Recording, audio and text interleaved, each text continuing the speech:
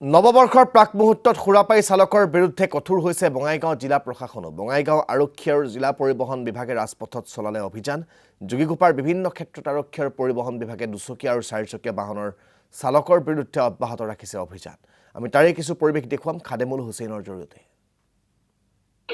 হয়, নিশ্চিতভাৱে আপুনি ইতিমধ্যে উল্লেখ কৰিছে যে নৱবৰ্ষৰ বাবে মাজত কেইটামান ক্ষণ আৰু এই নৱবৰ্ষক আদৰিবলৈ কাৰণে ইতিমধ্যে সকলোৱে প্ৰস্তুতি অব্যাহত ৰাখিছে আৰু এই নৱবৰ্ষত যেন কোনো ধৰণৰ দুৰ্ঘটনা সংঘটিত নহয় তাৰ বাবে সষ্টম হৈছে বঙাইগাঁও জিলা আৰক্ষী আৰু বঙাইগাঁও জিলা পৰিবহণ বিভাগ। আৰু নিশাই এই মুহূৰ্তত ক'ব লাগিব এইধৰণেই বিশেষকৈ ১৭ নং ৰাষ্ট্ৰীয় ঘাইপথেৰে যিবোৰ বাহন চলাচল কৰি আছে প্ৰতিখন বাহনৰ চালকক পৰীক্ষা নিৰীক্ষণ কৰি থকা দেখিবলৈ পোৱা গৈছে।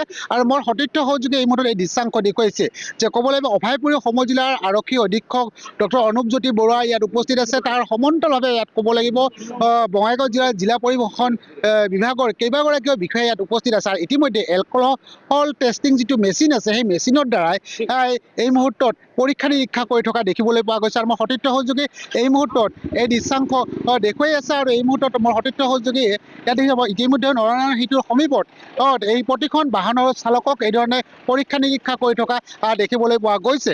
আৰু মই যদি এই মুহূৰ্তত পাওঁ যিহেতু অভয়পুৰী সমজিলাৰ আৰক্ষী অধীক্ষকগৰাকী আছে, মই আৰক্ষী অধীক্ষকগৰাকীৰ পৰা কিছু কথা জানিবৰ কাৰণে যত্ন কৰিম। মই ছাৰ আপোনাৰ পৰা জানিব যত্ন কৰিছোঁ যিহেতু নৱবৰ্ষৰ বাবে মাজত কেইটামান ক্ষণ আৰু ইতিমধ্যে সমগ্ৰ ৰাজ্যবাসী বা দেশবাসীয়ে নৱবৰ্ষক আদৰিবলৈ প্ৰস্তুত লৈছে আৰু তাৰ কাৰণে কোনো ধৰণৰ দুৰ্ঘটনা সংঘটিত নহয় তাৰ কাৰণে আপোনালোকে এই ধৰণে নিশাৰ ভাগত যথেষ্ট কুঁৱলী পৰি আছে আৰু এই মুহূৰ্তত আপোনালোকৰ তালাচী অভিযান চলি আছে, কি ক'ব ছাৰ?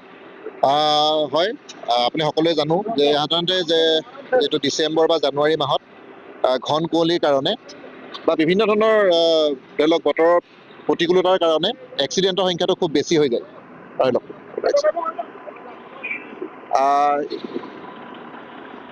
গতিকে সেইটো এটা খুব এটা চিন্তনীয় বিষয়।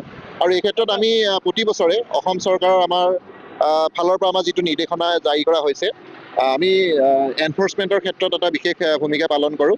আৰু বঙাইগাঁও জিলাটো আমাৰ যিটো জইণ্ট টাস্ক ফ'ৰ্চ য'ত আমাৰ police department, enforcement department, excise department আৰু আমাৰ যিসকল মেজিষ্ট্ৰেট আছে তেওঁলোক, গতিকে আমাৰ সন্মানীয় DC ছাৰ বা SP ছাৰৰ নিৰ্দেশত আমি আমাৰ জিলাটো কৰি আছোঁ। আৰু অভয়পুৰী সমজিলাটো এই ড্ৰাইভটো চলি আছে। আৰু বৰ্তমান আমি ইয়াত আছোঁ নৰনাৰায়ণ সেতু য'ত আমাৰ গোৱালপাৰা আৰু বঙাইগাঁৱৰ সংযোগী স্থান। ইয়াতে যিবিলাক গাড়ী বিশেষকৈ এইটো চাইডৰ পৰা আহি আছে আমি এইখিনি চেক কৰি আছোঁ। মাদক দ্ৰব্য সেৱন কৰা এনেকুৱা চালকক পাইছে নেকি এই মুহূৰ্তত? হয়, এতিয়ালৈকে আমি এটা কেছ পাইছোঁ আৰু বাকী আমাৰ চলি আছে, এইটো চলি থাকিব। আৰু মই এইটোৱে আপিল কৰিম সকলোকে যে যাতে কোনেও যাতে মানে যাতে কোনেও ড্ৰিংক কৰি পেলাই বা মদ পানী খাই পেলাই যাতে কোনেও গাড়ী নচলায়, কাৰণ এটা খুব এটা চিন্তনীয় এটা হয়। আমি সকলোৱে গম পাওঁ যে ৰিচেণ্টলি কেইবাটাও মেজৰ এক্সিডেণ্ট হৈছে আৰু বহুত মানুহ তাত মৃত্যু হৈছে আৰু ৰোড ছেফটিটো সেইকাৰণে এটা খুব প্ৰাইম ইম্পৰ্টেঞ্চ হয়। গতিকে ৰাইজলৈ সেইটোৱে আহ্বান, আপোনালোকৰ যিসকল ড্ৰাইভাৰ থাকে তেওঁলোকে যাতে কোনেও যাতে মদ খাই পেলাই যাতে গাড়ী নচলায়, সেইটোৱে অনুৰোধ আৰু আমাৰ ফালৰ পৰা। বাকী আমাৰ ড্ৰাইভ চলি থাকিব, এনফৰ্চমেণ্ট সেইটো আমি কৰি থাকিম। নিশ্চিতভাৱে এয়া আছিল অভয়পুৰী সমজিলাৰ আৰক্ষী অধীক্ষকগৰাকী আছিল। খাদেমুল আপোনাক এই মুহূৰ্তত ধন্যবাদ জ্ঞাপন কৰিছোঁ।